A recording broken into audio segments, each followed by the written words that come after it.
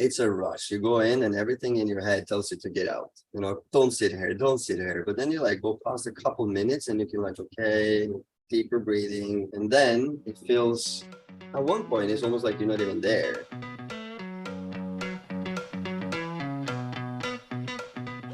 From Mezclada, this is the Transcendent Farmer Podcast, created to inspire and empower the next generation of land stewards, with your host, Emily Reno. And now, a word from our sponsors. This episode of the Transcendent Farmer Podcast is sponsored by Compeer Financial, a member-owned farm credit cooperative providing financial products and services to support agriculture and rural communities in Illinois, Minnesota, and Wisconsin. Compeer Financial is the third largest cooperative in the farm credit system. Based in the upper Midwest with $31.9 billion in total assets, they take a forward-thinking approach to provide innovative, customized financial solutions and expertise to meet the unique needs and dreams of those they serve. Contact Sai Tao, Senior Lending Specialist at 612-597-4086 or by email at sai.tao, that's sai.thao, at compeer.com. Compeer Financial is an equal opportunity employer and provider and an equal credit opportunity lender. You can tag them at #ChampionRural.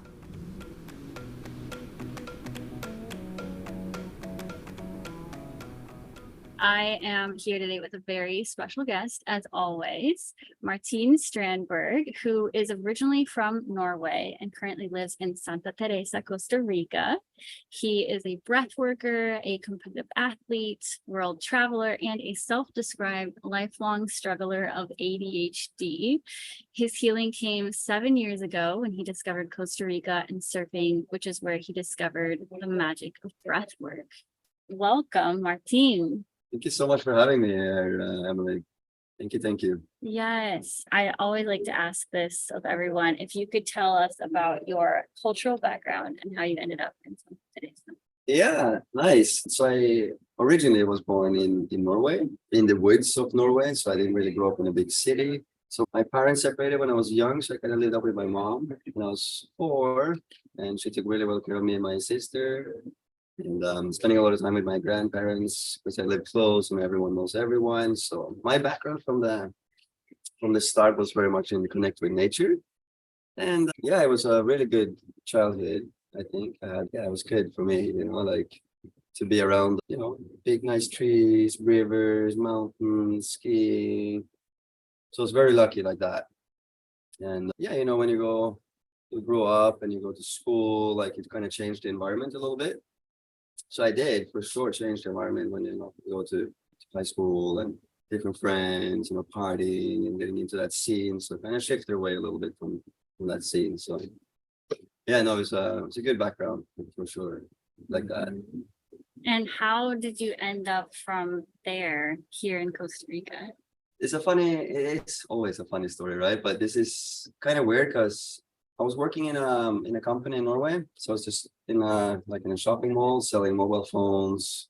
It's kind of boring, you just sit there waiting for customers. And I did this for like a couple of years till I was 20-ish. And when I was 20, my friend just called me up. It's like, hey man, you want to go on a little travel? So I said, yeah, maybe go on a little travel. I didn't really know where to go, what to do. Had some money on an account that I saved up. So we took the car, me and my 3 friends, and we drove from Norway to Sweden, Denmark, to Germany, and then we went to Holland, Amsterdam, had a lot of fun there. Like during the time in Amsterdam, we kind of felt like there was something more to me. So me and my friend were like, let's just start traveling, let's move from Norway, let's not go back now. So we're like, okay, how can we do this? And we had a little bit of money, not a lot, so we just bought like a nice little backpack, got the gear, and off we went. And it's awesome. We went through Spain, super nice. Went to Morocco, through the country, the deserts, beautiful. And then we went to Central and South America. So it's a great start there. What was the thing though? Is like when you're traveling with someone for the first time, it's like I'm kind of independent in a way. I love to go on my own, have a coffee by myself, read a book, and my friend is super nice, but he kind of lingered a little bit. And we kind of got like irritated on each other after traveling for months together. So when we went back home, we kind of separated a little bit, and I went on another trip with a different group of friends. And this was also really, really nice. Then went to Asia, and again, the same thing kind of happened, like we're a bigger group of people. And after this, I was like, I just need to go on my own, like I need to travel. So my friend, she's never even been to Costa Rica, but she was like explaining how beautiful nature, military, all this like freedom. And I was like, nice, maybe I should go to Costa Rica. And then I really, really, the funny thing about the story is like how I went into surfing was this movie called Surf's Up. So it's like an animation movie with a kid penguin called Cody. He has a mentor, Big Z. Long story short, though, is like in the movie, the mentor Big Z explains to Cody like the best feeling you can have in the whole world is to be inside of a barrel, to be in the tube. I sat back home. I was like done those 2 trips before, and I was like, okay, I need to get barrel. So I booked a one-way ticket to Costa Rica, and then my solo journey started then. So yeah, it was kind of random. Just to start from a movie, it just wasn't in the house. Wow. And did you start out in Santa Teresa, or were you elsewhere in the country when you first came here? Good question. So I started surfing here. Okay. Right. So my first trip was into the Caribbean side, and I met some really cool friends there, and they spoke about Santa. So they kind of left before me, and then I traveled through the country a little bit and met up with these guys here in Santa. So I started off in the Caribbean and then went through the country and up here to this place here. So my first wave was right in front of the beach here in La Lora. Nice. Yeah, it was awesome. I was hooked from the beginning.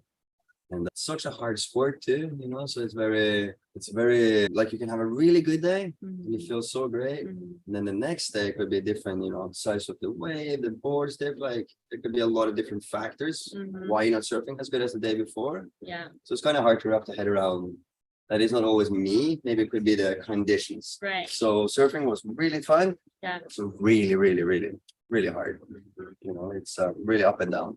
Yeah. So it's a nice sport. I really, really enjoy it. Always been to sports. So surfing was definitely by far now my favorite sport. Just to being connected with the energy in the water, and a wave has traveled thousands of miles, and here you are able to surf this one little 5-10 seconds, and then it moves on to another energy. It's really special and unique.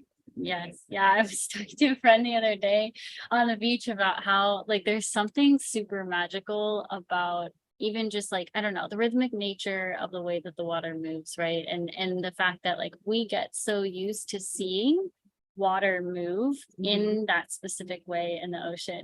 I was saying, I was like, what would happen if we suddenly saw water moving almost in reverse? Saying he was like, then you've got a problem, Emily. Then you should run in the other direction. And I was like, oh yeah, I guess that's true when there's monsoons and stuff, right? Yeah, that's what it does look like. So I thought that was funny. But yeah, I hope we not have to experience this, so yeah. Yeah, no, and I think it's really interesting to see here sort of the dynamics seasonally, right? Costa Rica has 2 seasons, the rainy season, the dry season, and sort of the people and sort of how there's just, the seasonal draw over the course of the year. Something I've picked up from the first, few years that I've kind of visited, and just seeing especially how locals talk about that too is really interesting. But yeah, it's exciting. Yeah, I mean, the seasons. So I kind of I love Norway. I love the nature. And when it's summer in Norway, everyone is so happy. Yeah. You can really feel the effect of the vitamin D and the sunlight, and everyone's super chill, happy. Summers in Norway is the best. But then you have months, almost the majority of the year is dark, because you're, if you're working in a company or in a store or whatever, you go to work at 8, 9 in the morning and you come home at 4 or 5. It's dark the most of the time. So the seasons is really nice back home, and you have spring, everything turns green, and the summer's super nice. And so I think Norway is super nice in that way when it is nice, but it's also a little bit hard for most people, I think, to stay there. So here it's also the same thing when it's raining straight for 6 months, 5 months, 4 months, it's raining sideways into your balcony or into your house. Like it's crazy. And it's really, you can understand why people would more come in the different seasons. So it's really like it's a different town, low to high season, big difference. So seasons are nice. I kind of miss a little bit the winter time sometimes. I do. Always used to like the cold, but now I'm drawn into breathwork and cold therapy. So when I'm back home in the winter time now, I try to enjoy and embrace the cold more. Yeah. Even if it's dark, I go up in the morning, I scrape ice from my window of my car, I drive to the lake, I jump in the ice. Yeah. So kind of changed a little bit through my perspective on the seasons too, because if you're complaining all the time, it's going to be a hard time. That's how words work. I feel, like when you tell yourself or others will have an effect. So yeah, no, the seasons are nice, and it's what maybe you do with the seasons. Yeah, I mean, at least where I'm at in Minnesota, the seasons I think are the most strong that I've ever experienced. Really? So you've got, I mean, especially after I would say 6 months of winter, and everyone kind of comes out of hibernation, and like the lushness of the green, like I've never seen green so vibrant as I have in Minnesota. And there's something so magical about the sound of melting snow, right? Of like just all of it falling off of the rooftops and just like seeing puddles on the ground again. You're like, oh my God, it's not ice anymore. And then like summers can get really hot. I know that they're getting hotter, which is not fun, but it's all relative, right? So where I grew up, it was maybe in like the low hundreds, which I think would be like 40-ish degrees Celsius. So pretty hot. And in Minnesota, it probably gets up to maybe the 90s, so like closer to 30 degrees Celsius. And then fall is like, it's really long, and it's so beautiful the way that all of the trees change colors, and people really savor all of those seasons, and the recreational sports that are associated with that. And I think what's cool is even the seasonality of the food that comes along with that. I was thinking, so nice. What a great conversation, right?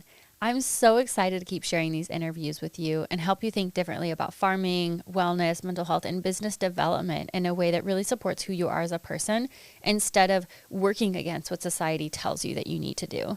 If you're getting value out of this, one of the ways that you can support our continued production of the podcast is really simple. You can buy us a coffee, because it's not just me that's producing this podcast. I actually have a team of people that support me in this work. All you have to do is visit buymeacoffee.com/MEZCLADA.co, and you can put that $5 that you would have spent on a coffee this week and invest it in a team of people and social enterprise that's working to make more space for the voices and needs of new farmers globally. As a way of saying thank you, we'll be doing a monthly post on social media with a shout out to all of our contributors, because we just love you that much. Again, that's buymeacoffee.com/MEZCLADA.co, where you can buy as many cups of coffee or chai, if you're like me, as you would like. And if you're feeling extra generous, you can even become a monthly contributor. You can find all the details online, but I don't want to miss another second of this conversation. So let's get back to the episode. Let's dig in a little bit more to the work that you are doing here in Santa, as you say, which I haven't heard that before. I like the way that's shortened. Tell us, for people that are listening, they're probably not going to be familiar with this. What is breath work, and how did you get into it? So I'm just a regular person, I'm just a normal dude, normal person back home, and I enjoyed sports, traveling, and all that. But when I came to Costa Rica, I had a friend here. Her name was Sarah. And Sarah had picked up on breathwork. This is 7 years ago. And when I was first introduced, so she picked up on this technique called effigy breathing. She had another mentor who traveled through the whole world and kind of, made his own little niche and technique. And I want to say that breathwork maybe has a little stigma to it, or it's like yoga.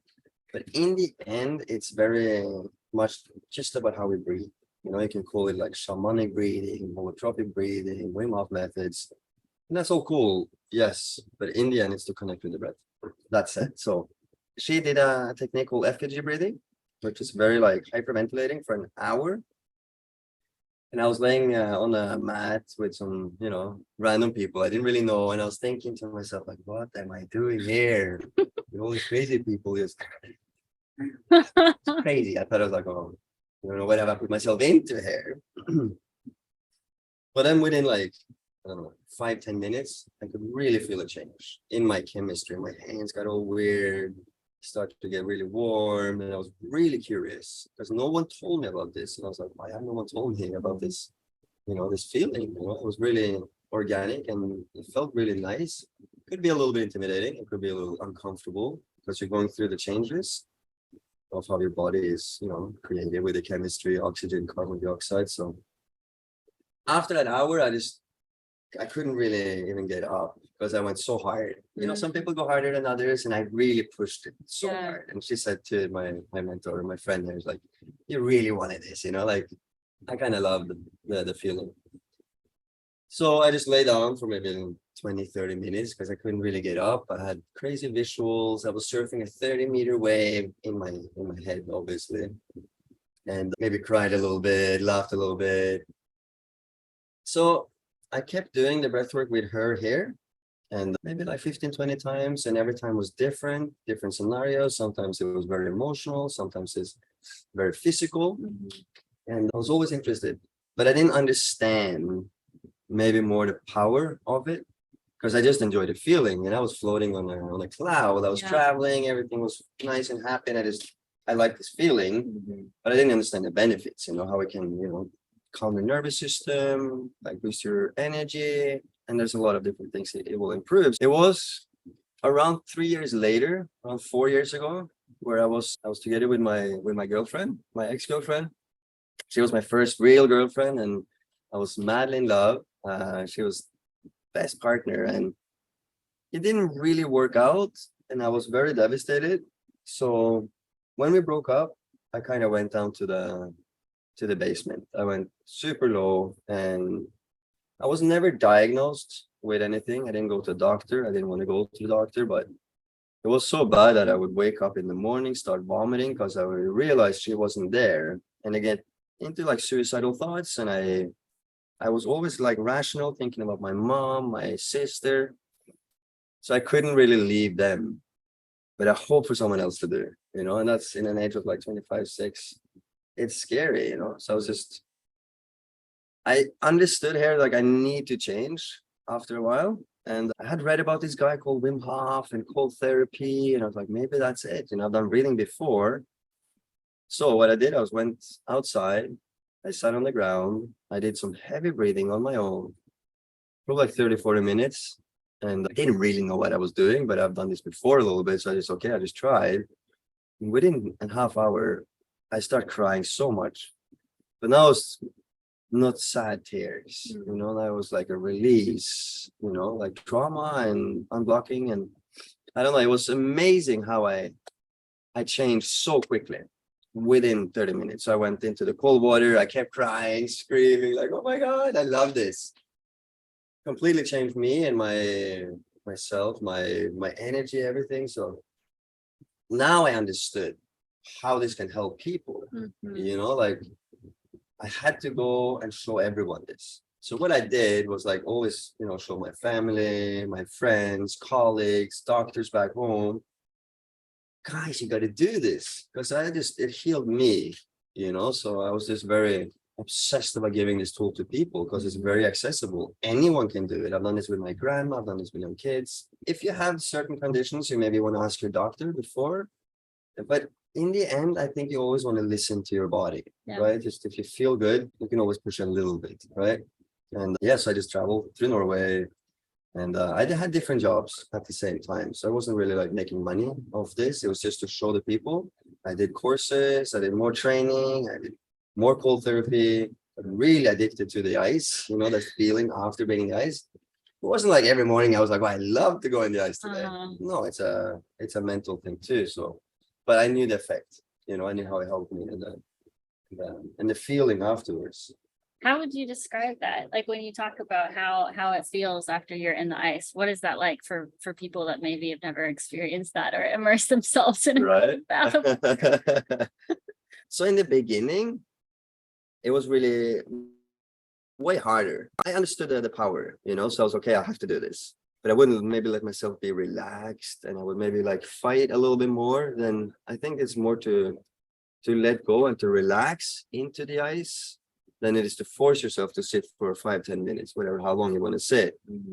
So when you just put the shoulders down, you relax, you connect with your breath, and you believe, being confident is really, really important. So it was maybe like a month of heavy training with ice before I was like, now I can feel warm. That was a crazy thing. I remember I was house sitting my friend's house. He was on a vacation with his girlfriend, so I was taking care of the dogs and the cats. House sitting, I was still doing my breath work and the ice and cold therapy. So we have cold showers in Norway, right? So I'm going into the cold shower. I put on the coldest. I sit down. I do my breath work. The technique. And I honestly thought that someone turned on the heat on the shower. So I looked back and I was like, "There's nobody here," but I'm boiling hot. Wow. In ice cold water. I was like, "This is it." Now I know. So first time understanding, I could change my temperature.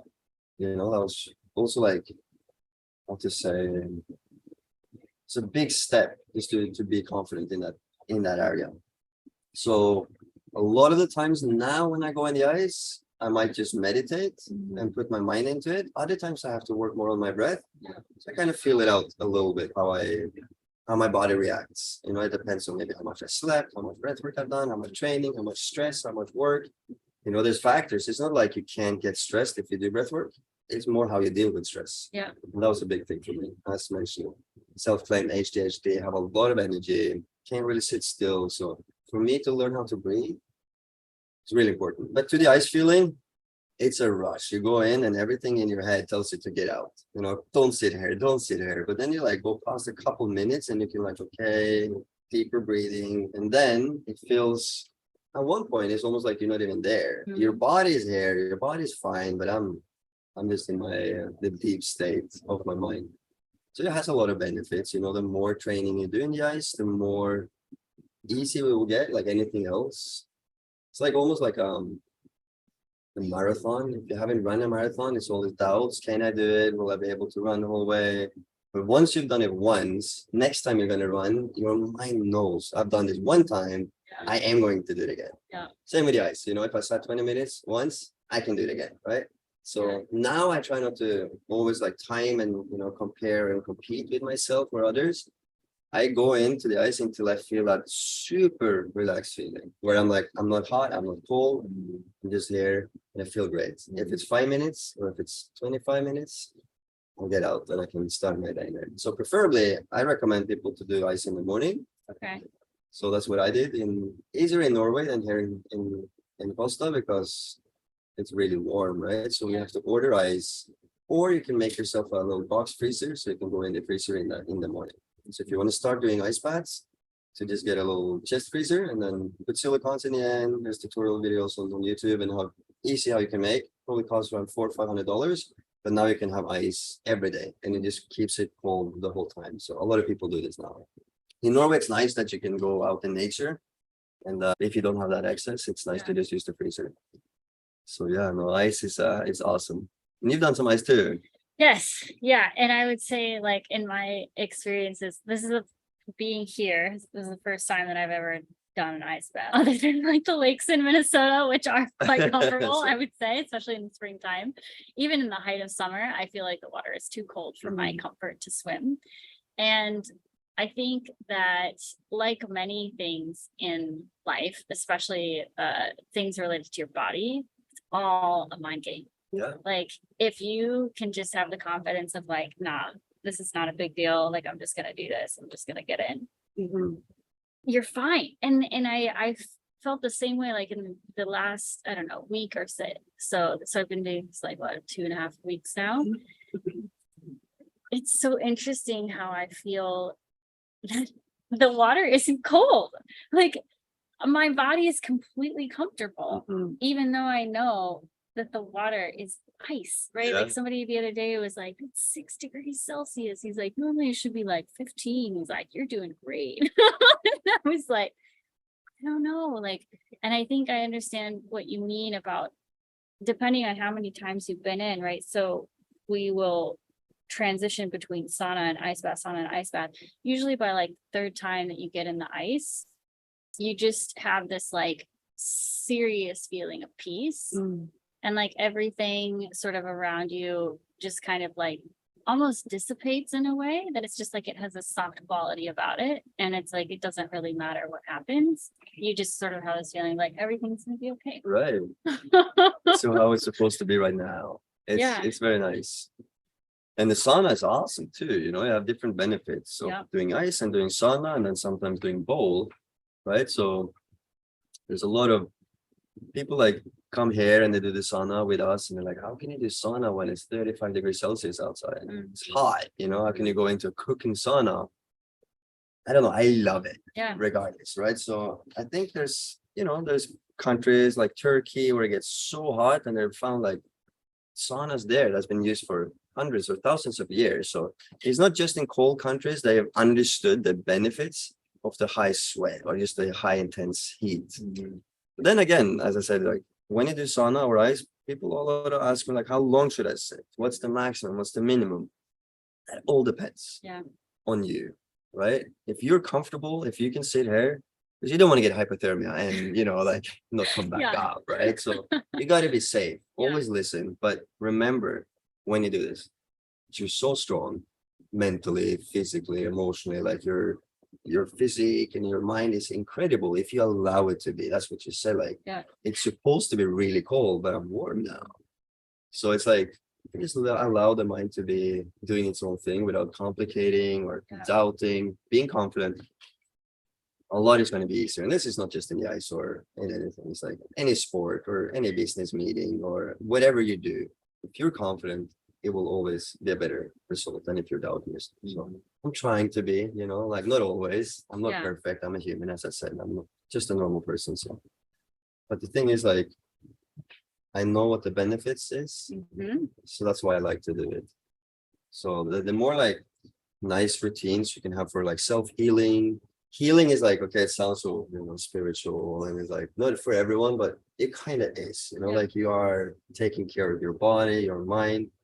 It's like you go to the gym, it's good for you, right? So if you can make a little routine, it doesn't have to be the gym. You don't have to stand in the mirror lifting weights. Some people love that. Awesome, keep doing that. But for some people, they want to play squash, right? And that could be their kind of training. So I think it's important to do the work, even though you don't want it. That's probably the day you wanted to do it the most. What I've learned from listening to hundreds of podcasts, reading lots of books, and having tons of conversations with farmers like you is that high-achieving individuals have rather non-traditional ways of training, and it doesn't require hiring a business coach or trainer for $10,000 a week. A lot of what these individuals are dealing with and navigating are high levels of stress, but they're also investing in their own personal growth by tapping into their intuition, their creativity, the flow state, doing deep work on themselves in order to shape their external reality. And that's what I want to be able to share and teach other people how to do because of the results I've experienced and seen in my own life from this kind of work. If you're feeling overwhelmed by the pressures of farming or the thought of launching your farm business and making it both financially and personally sustainable scares you to death, Aligned Farm Design will teach you not only how to manage chronic stress, but build sustainability into your business model from the start. We're taking a preventative, holistic approach that shows farmers how to navigate structural inequities in the food system and cultivate strong practices in personal resilience. This flagship course is looking at everything from building up your social capital to cultivating an abundance mindset, linking your identity to high-value market channels, understanding what healing modalities are available to you, and how to build up an ecosystem of support. And the way that I measure impact through this is looking at your personal well-being, your ability to access resources, and your financial sustainability. Applications open soon, so sign up for the waitlist to make sure that you're notified about key deadlines. You can learn more by visiting mezclada.co/aligned farm design, which is also linked in the show notes. The routine I do usually for breathing techniques, I go long sessions. But I try every morning, and sometimes just from bed, I wake up, I open my eyes, and I start doing the technique, right? I start breathing deeply. And I try to do minimum, like 15, 20 minutes in the morning. What happens here is like you're increasing your stress level in a controlled environment. So as I mentioned, when you deal with the stress later on in life, it's way easier because you just sat 10 minutes in an ice bath where it was like you and the ice and you overcame.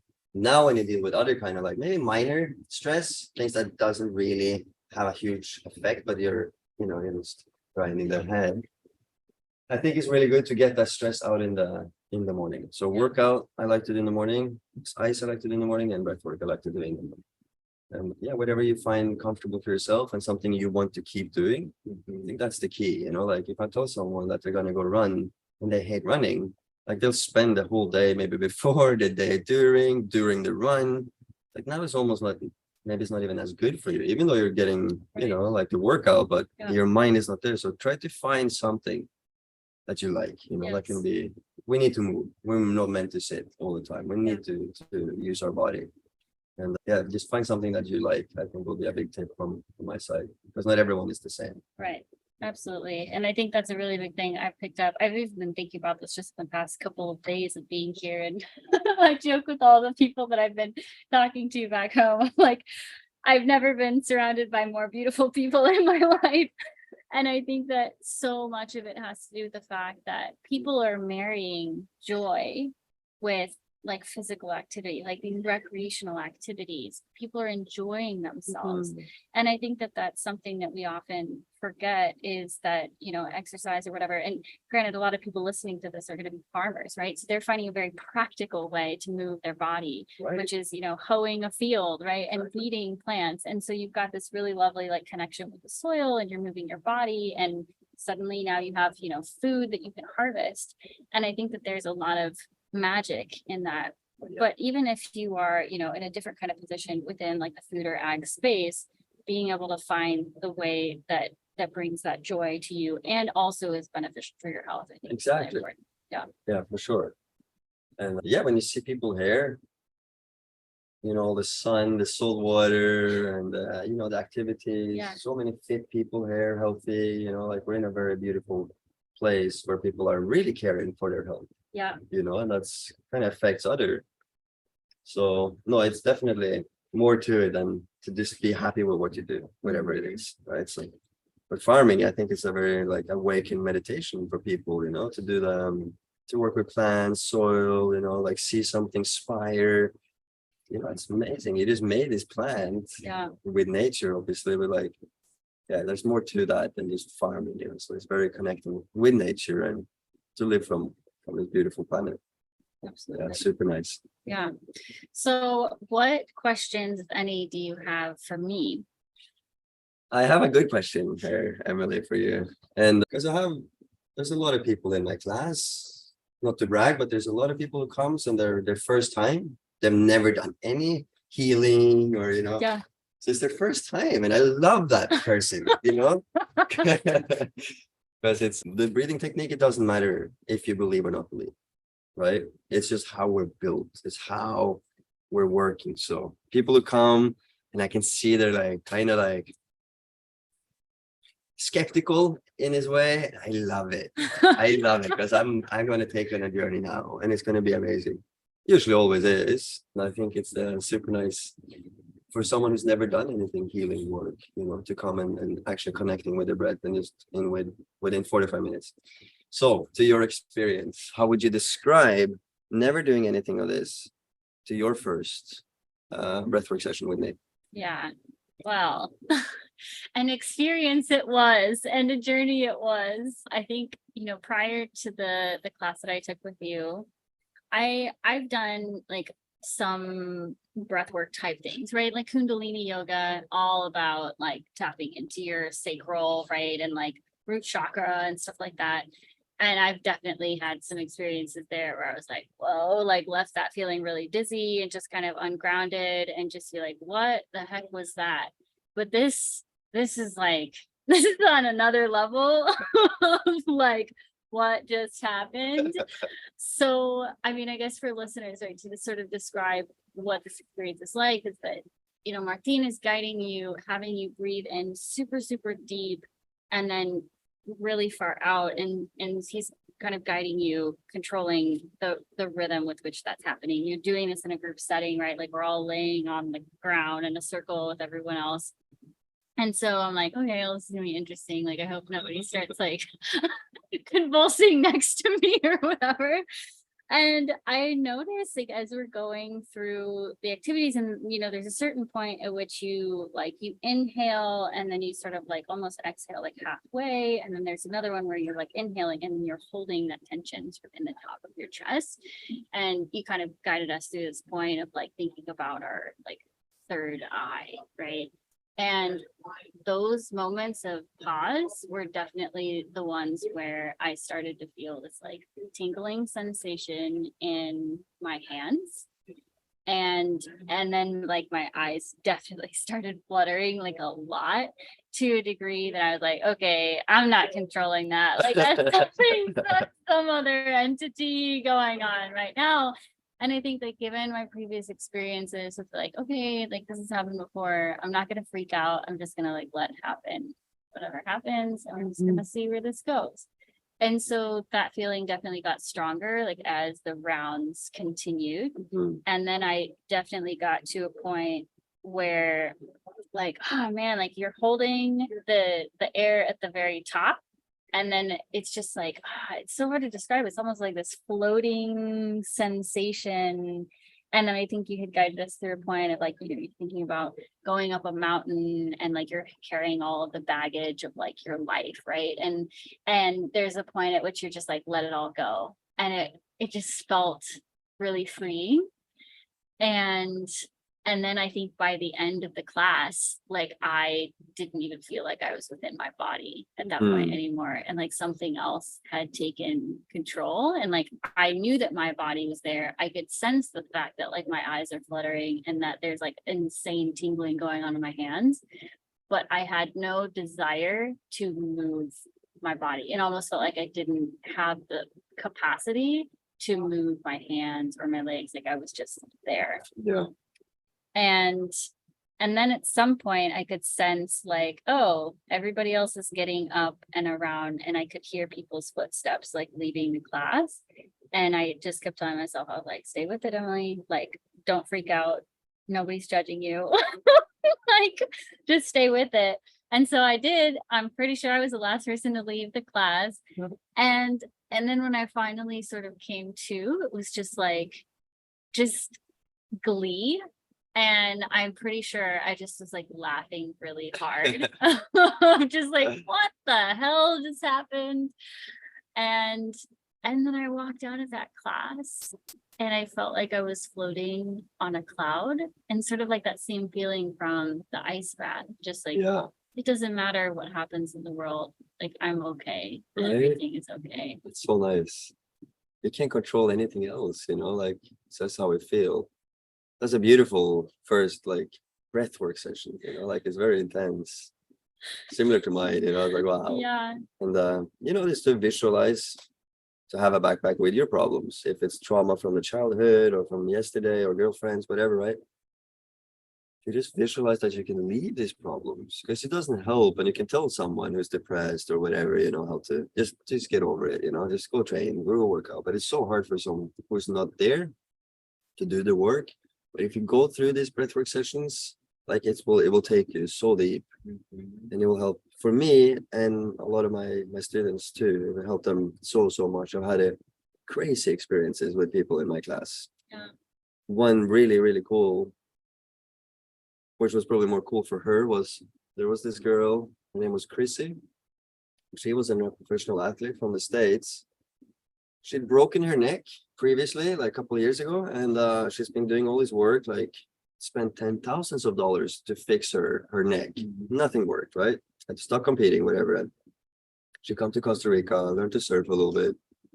She comes to my class, and I have no idea about her. It's a group class, I have 1 hour here. I just want to make the best out of it, So we're going to the heavy breathing, and as you mentioned, we're doing breath hold. So we're breathing in a rhythm here, and then we're holding breath on either inhales or exhales. But on this round, this is like 3 years ago, it's early in the group session career I had. And what happened was Chrissy was at her last breath hold, and she could feel and hear a physical click in her neck. She doesn't tell me, but the next day I meet her in the water and she's like, Mark, I need to talk to you. I'm like, hey, what's up? The class yesterday. And then she explained acupuncture, chiropractic, massages, it was nothing worked, she says. But I came to your class in the last breath hold, my neck realigned, right? From being broken to realigned. I'm not going to say this will happen to everyone, Sure. but it's an experience. And I talked to her 2 months later. It's like, hey, I'm really curious now. How is your neck pain? She's like, it's completely gone. Like, what the hell happened here? I didn't do anything. Yeah. It was not me. It's you and your mind and your breath. Yeah. Right. So there's stories like this. It's been a lot of people now. And it's really, really nice at the end of the day to go home and, go to bed and have this, people is crying, giving you hugs. And it's a lot different from working in sales back home, this grinding, a race where you're never going to win. So no, there's a lot of beautiful memories and parts in this work we do here. So yeah, it can happen. I'm not guaranteeing it can happen, but there's more like this, like people who've had my stepmom, for example, my dad's partner, she had really like a lot of nerve problems in her finger. We did like a 20-minute session and it's from 6 months not able to move her finger to moving her finger again. Like it's just minor things, but like driving the oxygen, driving blood, getting your body into a healer state. So what happened, like Wim Hof is amazing. Like he is extremely good at what he does. And he's not alone. There's a lot of people. It's not his technique. He just made a nice way to give it to the people. And as I mentioned a little earlier, you can call it whatever, but in the end, it's connecting with your breath, right?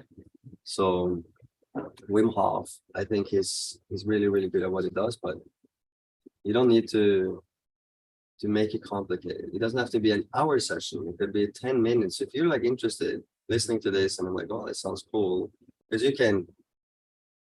you just have to believe these stories are true. Like I'm not going to show you right now. So just take it on the word and go out. And when you do breathing techniques, there's a couple things you want to make sure. You never do it when you drive a car. Very dangerous. And you just want to tell people this, so they don't start doing it when they actually drive. Right. Preferably in the beginning, you want to lay down to be comfortable, to be, relaxed. You're not going to fall over anywhere because you can lose the control of your body and you can like roll, and that happens a lot. So if you do it sitting, just make sure you don't have any sharp edge tables around you, so you hit your head. And the more you do it, the more control you get and the easier it is, to be more relaxed into it. But if you do it in the beginning, just maybe put on a timer and try to breathe as deep as you can, just for 10 minutes. Full inhale, exhale, full inhale, exhale.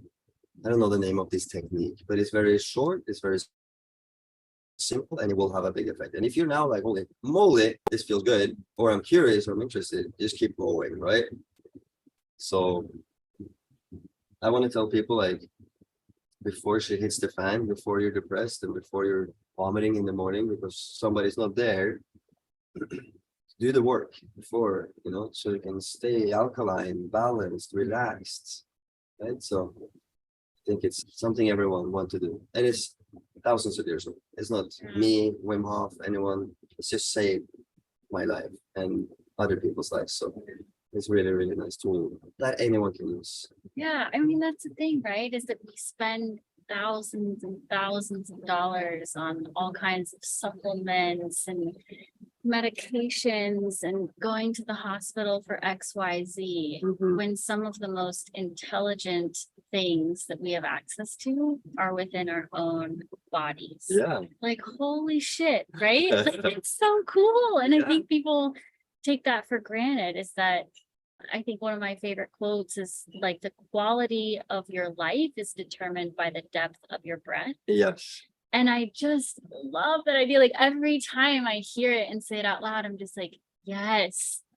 And I think that there's so much that just, you think about what stress leads to, right? In terms of like breathing in a certain part of your body, right? It's really shallow. And then even just like I was telling you earlier today, I have people making these comments to me on calls that I'm on for work right now, ever since I got here to Costa Rica, that like I'm glowing and I have this like lack of stress. Like, people can see it in me. Oh, yeah.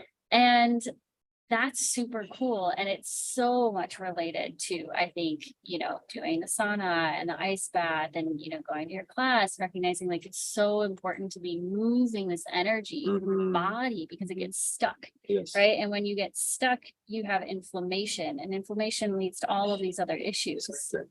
Yeah.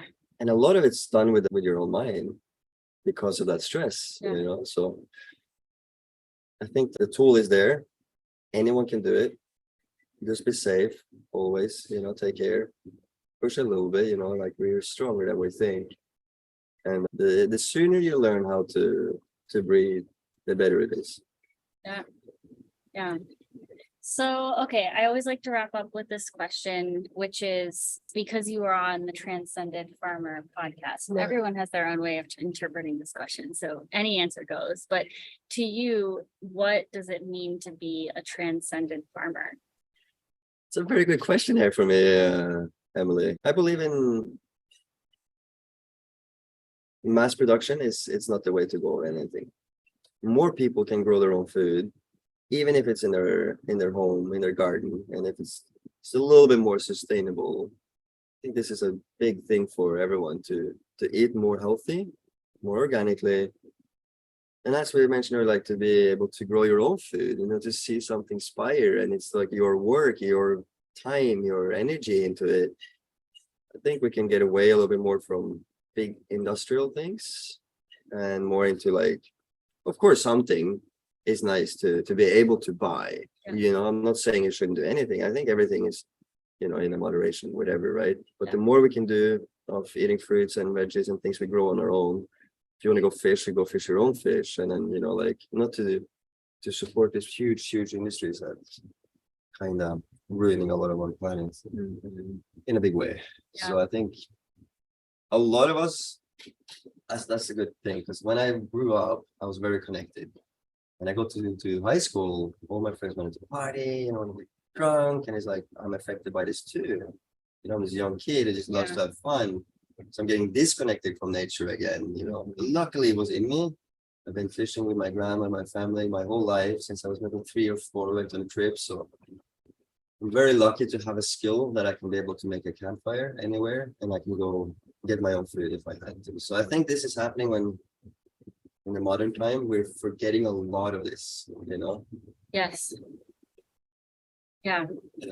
So, okay, if people want to find out more then about what you are doing, maybe they want to explore more of maybe like some of the services that you offer, where would you send them? Yeah, so you can go on my website. It's breathewithmartin.com. So breathe with Martin. And you can follow me on Instagram. It's the same, breathe with Martin. And if you have any questions, just, you can always ask. You don't have to book a class, anything. If you have anything you want to just, if I can help you going, for sure. If you want to do more classes and deep work, of course, it's my job. I would love to. But I'm a big promoter of people doing it alone without me. So what I would say is to try to go in nature, preferably. If you have an apartment, maybe put on a headset and some nice relaxing music, and just connect with your breath. Put your eyes closed and just start breathing deeply. That said, there's a couple books you can also read. Wim Hof's book is really, really good. And there's another book called Breath by James Nestor.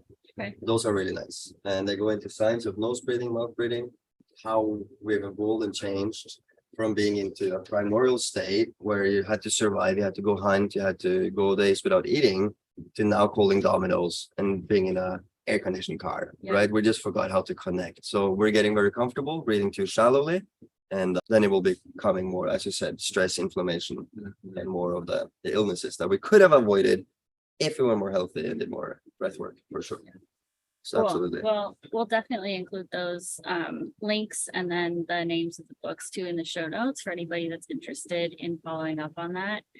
But I just want to say thank you for your time and the work that you are doing and all the lives that you are changing through your classes. Even if it's in that one moment or like 6 months from now, when that person is thinking like, wow, that class was amazing and I want to keep going further. I think you're planting seeds in such a beautiful way. And I'm just really grateful for that. Amazing. Thank you so much, Emily, for having me here. It was really nice. Thank you. Thanks for listening to another episode of the Transcendent Farmer Podcast. If you love this conversation as much as we did, feel free to share the love by passing it along to a friend or fellow farmer, and be sure to subscribe so that you don't miss another episode. Until next time, friends.